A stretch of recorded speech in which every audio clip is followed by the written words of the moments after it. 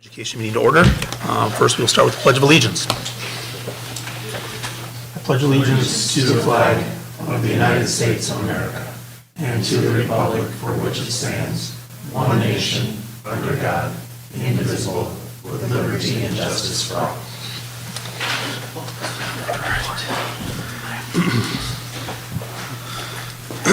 All right, first order of business will be the consent agenda, so it'll be the approval of minutes for the July 24th, 2023 board meeting and the statement of receipts and expenditures for July 2023. Do we have a motion? So moved. Second. Okay, any additional discussion? All in favor of approving the minutes and receipts for July, say aye. Aye. Opposed? And that passes. All right, next we will go to the superintendent's report. Jeff Nelson is not here as of yet. He'll be here in a little bit. He's been in Seattle dealing with the death of a family member, so we've been thinking about him, and he will be back here a little bit later today's meeting. So Topher, you are stepping in to give the superintendent's report. All right, thank you. So to start off, we have our first day of school coming up all summer. We've had a lot of people working hard to get ready for it, with year-round staff working, of course, all summer long. Many office staff members returning a few weeks ago. Teachers attending summer academies over the summer, as well as all staff returning last week to get ready for the first day of school, which, starting tomorrow, we'll have sixth grade starting at John Long Middle School all by themselves. And then at the high school, we'll have ninth grade reporting in the morning with the 10th, 11th, and 12th graders joining them midday. Following that, on the next day, on Wednesday, we'll have 7th and 8th graders join the 6th graders at John Long Middle School, and then we'll have all of our students at the elementary schools reporting for their first day of school. So, very excited to see all the hard work that people put in to get ready for this year, to make this 2023-24 school year a successful one. Then, speaking of kids showing up to school, we also have an enrollment update. And so, currently, enrollment stands at 2,132 students. Now, I will point out that in the previous years, those numbers representing the previous years are third Friday numbers, so that 2,132, we should see some shifting with that number. It's not final yet, but you can see the fact that our trend of increasing enrollment is continuing. We do currently have our largest class of 4K students and are now back to having 6 half-day sections of 4K. This group has the potential to create a bubble next year based on its current size. We'll have to wait until next January when we start registering for kindergarten to see how many additional students join the class of 2037. In 5K, earlier this year, we were trending toward having one of the higher class sizes for 5K. However, those numbers currently stand at a rather average-sized kindergarten. However, that kindergarten class is heavily made up of students at Kennedy, in the Kennedy attendance zone, which could be a potential bubble when it moves to first grade. Like we did 2 years ago, we have extended the kindergarten 8 hours to provide additional support. You can see those high numbers of 5K students at Kennedy. The higher numbers of 4K students at Kennedy are due to the fact that we have 4 sections of 4K at Kennedy versus the 2 at Woodview. That way we're using 1 classroom at Woodview, AM and PM, 2 classrooms at Kennedy for both AM and PM. I will point out that the 4K numbers do not reflect, they are not reflective of the numbers of students in each attendance boundary area. Again, each year we do need to shift Woodview students for 1 year only to attend Kennedy for 4K before returning to their Woodview for 5K. You will notice the 2 bubble classes in 2nd grade and a relatively even number of students at each of the upper grade levels between the buildings. At the secondary level, JLMS brought in a large 6th grade class from the elementary schools to have currently a total of 441 students. And Grafton High School continues to see their enrollment climb after having dipped below 700 students a couple of years ago. Comparing our numbers to last year, Kennedy has increased numbers due to the extra section of K-4. Woodview's enrollment is slightly higher than last year, while John Long's is slightly lower. And as mentioned earlier, Grafton High School continues to see an increase. The enrollment numbers for this year will change as we head to that third Friday count date, as they did last year. But overall, our enrollment numbers have increased compared to last year. And then finally, for the superintendent's report, I do want to recognize that the Grafton High School has received the Advanced Placement Pacesetter Award, Level 1. There are 3 levels that schools can receive an award for, Level 1 being the highest. We are a school, Grafton High School is one of basically 16 districts across the state that have a school that received this award. So it's a pretty rare company that we're in. To earn it, you need to have 30 or more percent of all students participate in at least one AP exam. And of those students that participate, 70% or more have to earn a score of 3 or greater on those exams. So very excited for all the hard work that the high school has put in to do this, as well as the hard work that happened in the grades before high school to get them ready to be successful at the high school. And certainly a thank you to the students and the families that were part of that as well. And with that, I conclude the superintendent's report. Any questions for Topher? Topher, does attendance tend to go up or down with the third Friday count, or is there a... Sure, so last year we saw an increase of 12 students as of third Friday. And something happened here. So last year we were at 2195, right around this point, a little bit earlier. We increased to 2107. However, the year before, in August, we reported 2,053. That decreased to 2,043. So it could go up, could go down, depending on just what happens with shifting families moving in. So we don't know yet. So there's no norm, no trend? Last couple of years hasn't seen a trend.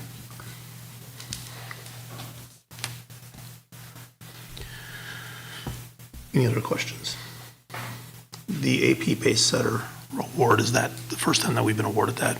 I'll invite Scott up to give some background. The question being, is this the first time that Grafton High School received the AP Pacesetter Award? It is not. So we've received it prior at either a level 1 or a level 2 over the course of the years. Okay. All right. Any other questions? Thank you, Topher. Next, we will have a public comment. So is there anyone that is looking to address the board? Good. Name and address, please. Of course. Sarah Cooper, 2140 Shoshone Street. So I emailed last month about the busing, and I was really hopeful when I got my Skyward stuff it would get better. It's actually gotten worse. Last year, my kids were picked up at 7:52. We live over on Shoshone by Meyer. This year, it's 7:35. So school doesn't start till 8:05. So there's at least 30 minutes there every morning. They're going to be on a bus, and that's if we get at the school at 8:05. Currently, our drop-off time is 4:09. And in history, that time is off by about 10 minutes. So I'm expecting them home close to 4:20. So when you do the math on this, they're looking at being on the bus an hour and a half a day, 7.5 hours a week. Now, I know this is a problem because it's catch-22. Do you get more buses and hope more people take them, or has people been alienated off the buses and have given up? But it's made it so we have to make a decision of, do we bother this year? My kids are 7 and 8. There's kids on my street looking to take it who are 4. And I don't think it's fair to make 4-year-olds sit on a bus for 30 minutes. It's not fair to make the 5th graders sit on a bus for 30 minutes. They get rowdy at the end of the day. So what would help make these decisions, at least for us, is how long is this bus route? Are we the first stop? Are we middle of the road? When do we get to school? Are we getting to school at 8:15 so they are on the bus even longer? Or are we pulling in at 8 and we're getting that bell at 8:05? And same with drop-off. Is it going to be reliable? I'm fortunate. I can drive my kids there. I can drive my kids back. I stay at home, but I don't think most of our district stays at home. So we're now burdening parents to get their kids up earlier and burdening them hoping they're going to get home in time to go to activities. It doesn't leave a lot of time in our day to spend with kids if they're on the bus for an hour and a half, at school for 7 hours, and get lucky and sleep for 10. It gives me 4 hours for them to be a kid.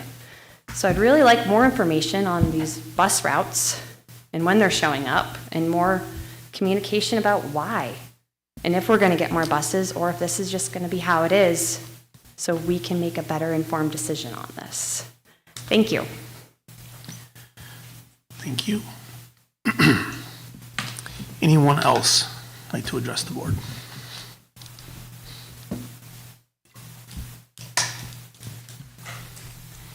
Hi, I am Nicole Kroll. I live at 1248 Marina Drive.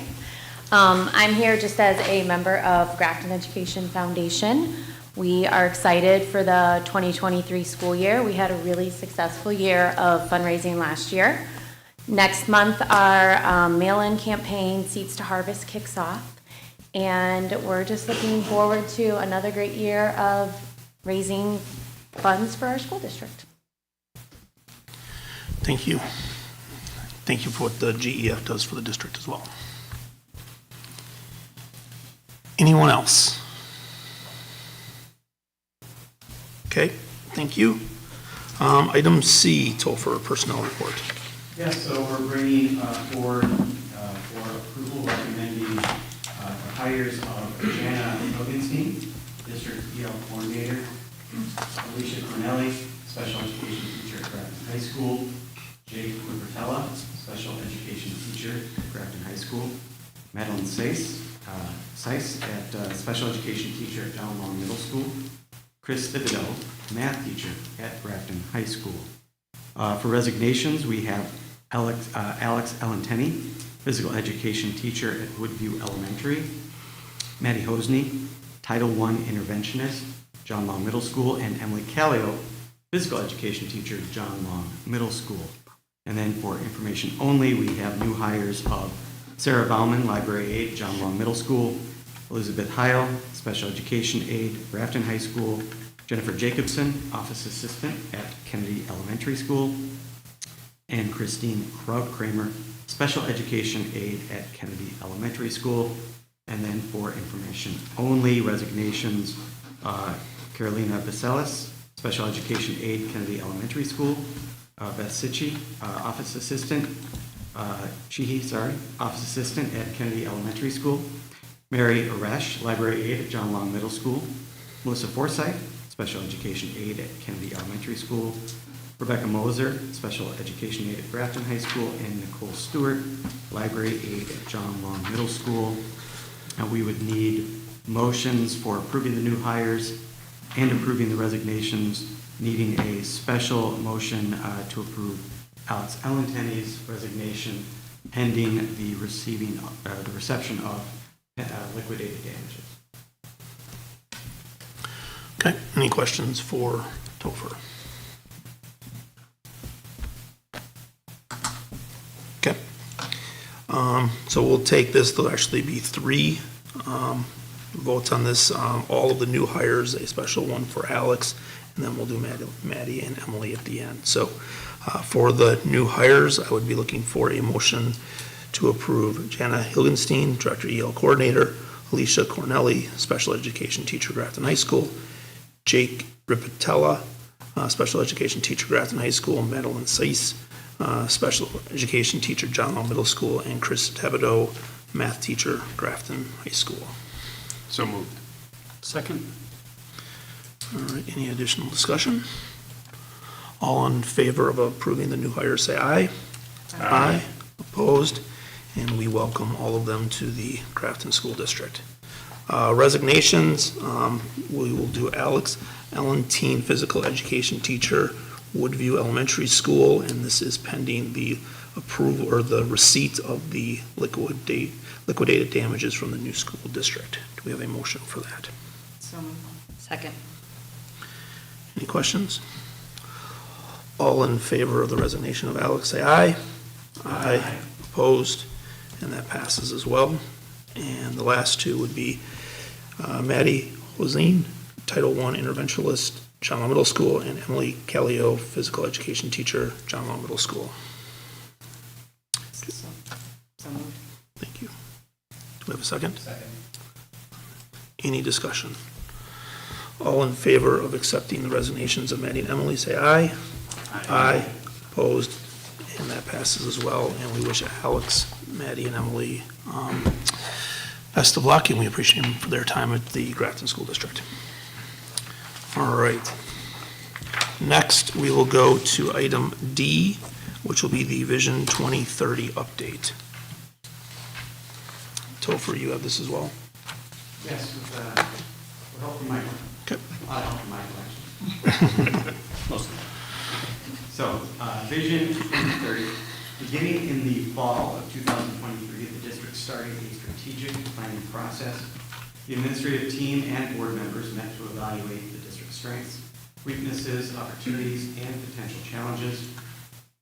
As a part of this process, a survey was developed for distribution to parents, students, staff, and community members.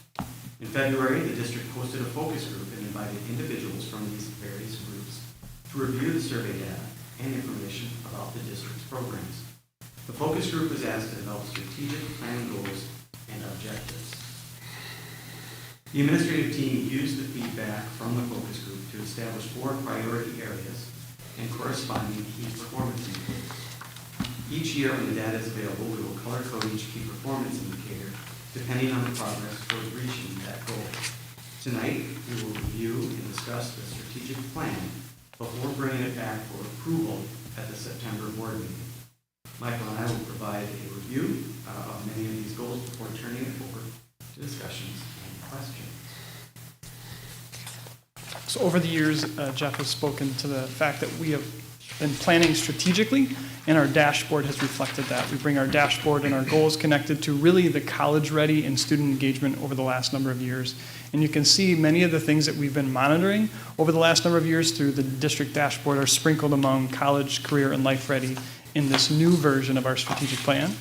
The College and Career Life Ready comes from the Redefining Ready Institute, and the research behind that is really driven by what we know drives success for students to be college, career, and life ready. You can see a couple of those in the college ready area of 11th grade statewide ACT composite score. We know that we want our students to do well in the ACT, to be college ready, and have that opportunity to apply and go on to a 4 or 2 year institution. The other one we've talked a lot about recently is our 3rd grade forward scores, and the research around being able to read at grade level at 3rd grade is extremely important, with research saying that if you're not at level, you're that much more likely to live in poverty or not graduate. Another one that has been a part of our dashboard in the past is 8th grade algebra readiness, and then our junior year algebra readiness. Having algebra readiness best prepares you for the ACT and those college opportunities. The new ones that are a part of our dashboard are connected to the school report card, knowing that the last number of years we've seen growth on our school report card as a district across the state of being one of the top 5% districts in the state as it relates to achievement. We want to maintain that and continue to grow as a district. We also want our growth as we think about students growing. We want them to achieve at high levels and continue to grow. And then finally, our target group outcomes, which is focusing on certain students that were not proficient one year. How are those growing? And they specifically look at the bottom 25 percentile, and are those students growing? Those indicators reflect the key performance indicators for college ready. As we move down to career ready, we also know research shows that if you're giving community service opportunities and expecting that of students, that helps them to be career ready, and also the opportunity for having post-secondary experiences. Our dashboard goal has reflected that for the last number of years, where we've been at 97% the last 2 years of students taking AP courses, as we've celebrated earlier today with our AP success, but also AP as well as PLTW and other credentials that we're giving our students opportunities to earn. Talk about being at school is important, so our attendance rate of 95%. The Redefining Ready Institute recommends 90%. We've set a goal higher than that at 95%.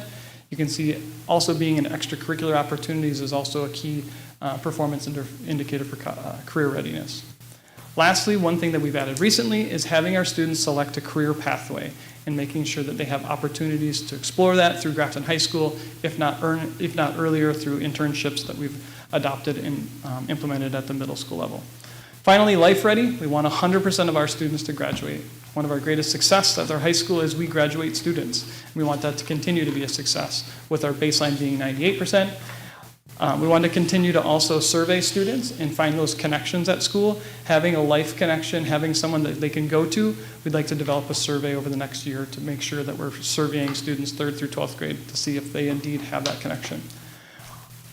As we then move on to engagement, that was another key performance or key area as we looked at our stakeholders. How are we engaging community? How are we engaging teachers? We do a really nice job of surveying and get great results. We want those numbers to increase. Last year we had 360 parents engaged in our survey. Our goal is 500. We also want those people that take the survey to show satisfaction in our district and respond that they indeed are confident in our district. We've got a paper copy, don't worry. I think Jeff showed a video that paper still has a chance, right? Culture is also really important. We're proud to say that we're a top workplace, and we want to continue to say that. So we want our satisfaction rate from our teachers, as well as a high rate of response from our teachers, to be reflective in this strategic plan. And then parent and student, or I should say parent and staff, we both want them to feel like they have good morale here, and they also would recommend our district to others, so we continue to grow and see those numbers grow up on the 3rd Friday count. For fiscal stewardship, I'll turn it back to Topher. Yeah, so we have a few key performance indicators under fiscal stewardship, including maintaining that board policy of at least a 15% fund balance ratio, making sure that the district limits short-term borrowing, maintains a high credit rating, and is prepared in the event of an interruption of revenue or a large unexpected expense. As I've used the example in the past, $750,000 that we needed to spend to be open in person during the pandemic. Also a fully funded 10-year capital maintenance plan, making sure that we are setting aside enough funds that we will not need to go to voters to ask to take care of our existing spaces. Both of those items are going to be actually discussed coming up shortly after this.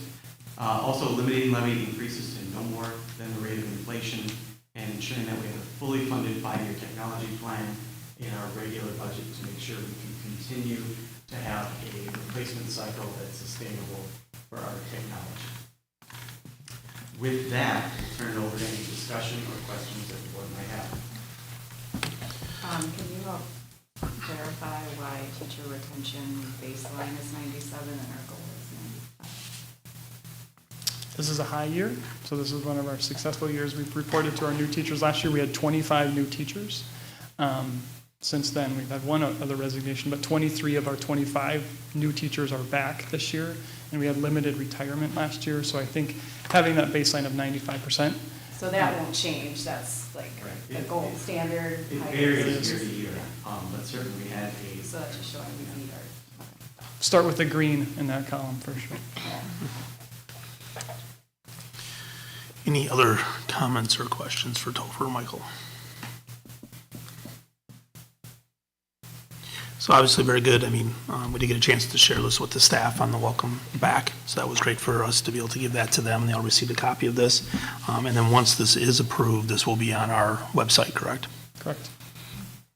I think we're already hearing and seeing teachers set their SLO or student learning objectives around this, seeing this as a vision for their specific goals too, which is really exciting to see, all connected. Did we get any feedback from like community members and people that were a part of that group in February or whatever when we sat down? And because I know you sent that out, yeah, you haven't. I have not seen anything come Okay. unless they contact the board members. Yeah. See that? That is something we could send out before our September meeting as another way to check in, now that we're presented at this point to the board, but we can send it out to those individuals that attended. So the plan then, Topher, would be for us to approve this next month and then go live with it at that point. Yes. Okay, very good. I mean, a lot of people here in this room contributed to this, so, appreciate all of that effort, and I think the goal that we tried to have was to have something that was easy to read, interactive, and something that we could keep track of versus a binder on a shelf. I think that's been accomplished, so congratulations to everyone for getting to this point. Thank you. All right, Topher, I'm guessing you have the next one, 2022, 2023 year-end budget. So the year-end budget report, so this is an opportunity, before we do it again, work with the treasurer's report at the annual meeting to review how our fiscal year turned out. Start with expenditures. Overall, Fund 10 expenses finished $1.86 million over budgeted amounts. That was due primarily to the $1.76 million transfer to Fund 46, $900,000 of which was planned for 2020 through 24, but was executed in 2022-23 to take advantage of our position in the equalization aid formula that results in a decrease in the district's tax burden within the revenue limit. We also saw an increase in costs related to maintenance and operations in the purchase services category. Costs in the other objects category is related to a rather large property tax chargeback and adjustments to Medicaid expenditures that are netted against the revenues. Fund 27 expenses were lower than budgeted in the purchase services category due to fewer students placed in alternative programs than had been expected. Fund 10 revenues finished about $630,000 over what we had budgeted. The primary sources of additional revenue were COVID relief funds dispersed by the governor, prior year Medicaid adjustments, emergency connectivity funds, and the Get Kids Ahead grant. In Fund 27, the transfer from Fund 10 was smaller than budgeted, but since this transfer is an expense to Fund 10, representing the shortfall of state and federal aids in covering our special education costs, this is actually a good result for our overall budget. As a result of the financial results this year, our unreserved fund balance decreased approximately $340,000 from about $5 million to $4.7 million. This is an ending fund balance ratio of approximately 7.3%, which is above the minimum 50% ratio as required by board policy and referenced earlier with our strategic plan.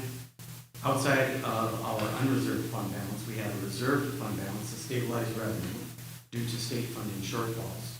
Our revenue stabilization fund decreases from $2 million to a little over $1.8 million due to the planned deficit in our 2022-23 budget.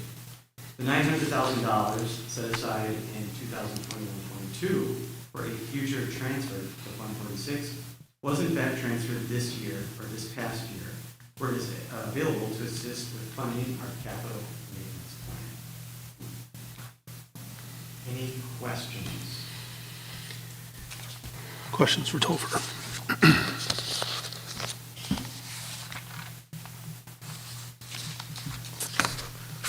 And we'll present this information again at the annual meeting next month in the treasurer's report. Question? Topher, when do the medical premiums shake out in the budget? What time of year? That will be, we'll get numbers in September, and we approve the renewal in October. That's been the traditional timeline. Thank you.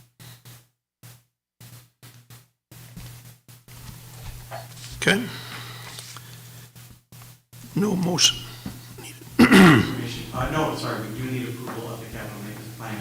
Obviously, we've discussed this. Sorry, I'm already moving in. Yep. For the budget report, nothing. Sorry. Information only. Yes. Sorry. Okay, let's go to F, 20-year capital maintenance plan. We will need a motion on this one. Yes, sorry. As I was about to start talking about, we did review our capital maintenance plan, which is used to determine funds needed to maintain our district facilities. At our June Finance Committee meeting, at that meeting, we examined 2022-23 projects and newly identified projects that were added to the capital maintenance plan. At the June board meeting, the board also approved an increased annual budget transfer to Fund 46 in our 2023-24 preliminary budget to cover adjustments made for the recent inflationary pressures and to ensure that the plan is fully funded for the next 10 years, as referenced earlier when we discussed our strategic plan. The majority of the 2022-23 projects were at the high school, covering infrastructure and remodeling projects. We also saw work performed at John Long Middle School and executed the workbook purchase, added to the plan in June in order to save taxpayer dollars through a multi-year discount. Newly identified projects include technology related to our security camera system across the district, the majority of which was installed following the referendum. Then we have other various projects at all of our other buildings. Again, this was reviewed in detail at the Finance Committee meetings in June. Our capital maintenance plan is fully funded for the next 10 years with $1.9 million of currently available funds and the increased annual transfers of at least $440,000 per year moving forward. This meets that key performance indicator in the strategic plan that we reviewed earlier. We are looking for a motion for board approval tonight. Are there any questions or comments?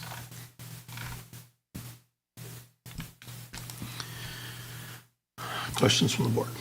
I guess just a comment. I mean, we established this fund 46 years ago, and I think not only was that great, but I think how it's being used with like you and Jamie coming up and adding to the list, making sure things are there, and even through curriculum options that we can use it have been great ways to further utilize this fund to our benefit. So thank you for all the work on adding to it and making good use of that fund for the financial benefit, quite honestly, of the district and the taxpayers. So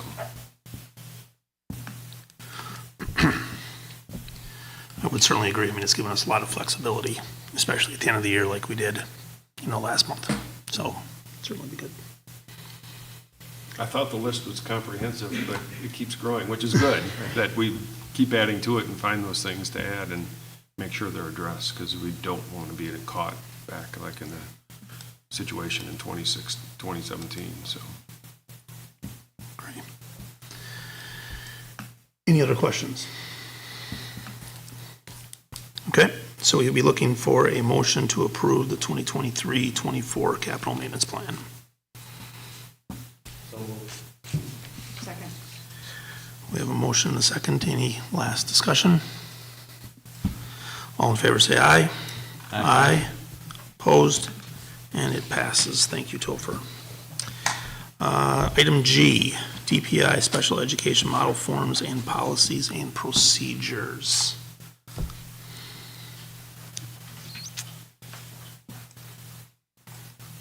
Good evening, Welcome. everyone.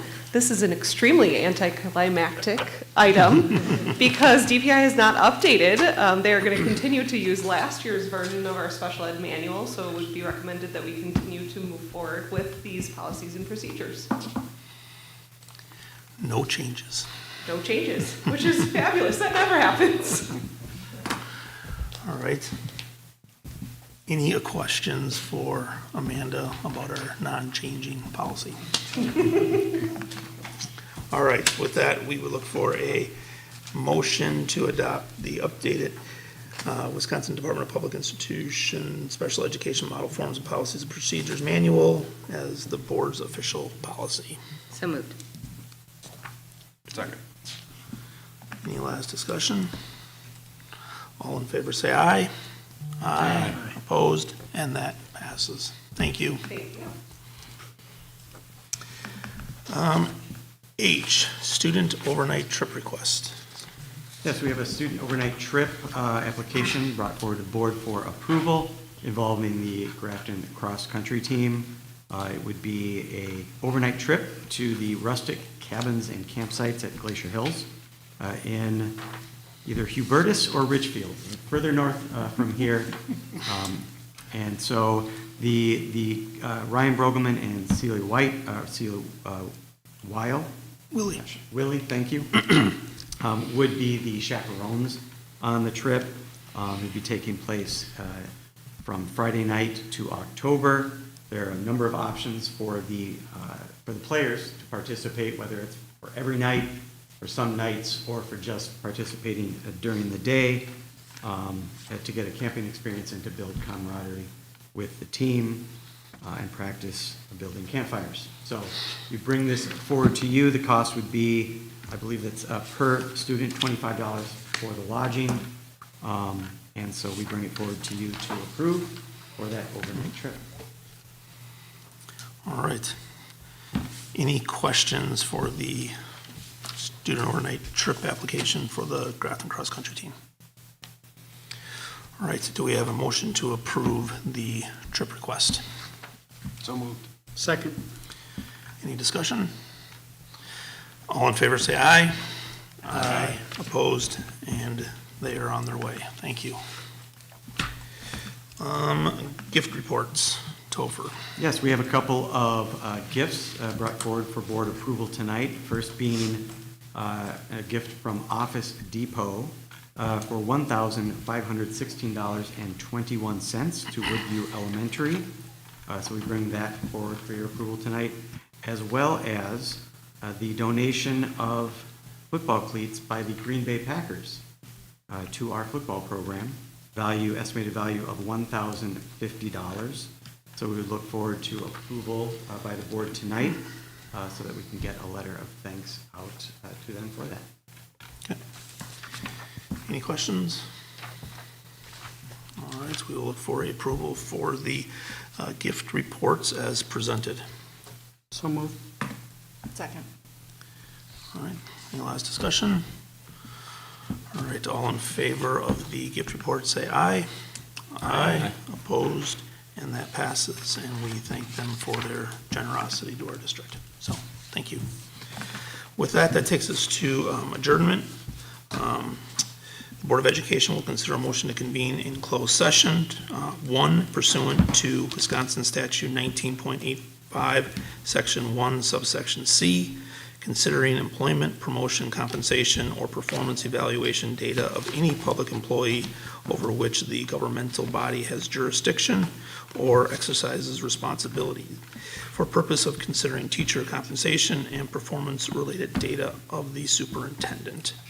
Two, pursuant to Wisconsin Statute 19.85, Section 1, subsection F, considering social or personal histories of specific persons which, if discussed in public, would be likely to have a substantial adverse effect upon the reputation of any person referred to in such histories or data, the purpose of considering school placement.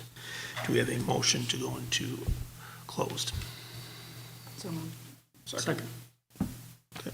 First and second. With that, we will take a voice vote. Bob? Yes. Yes. Yes. Yes. Yes. Yes. And yes, we are enclosed. Thank you.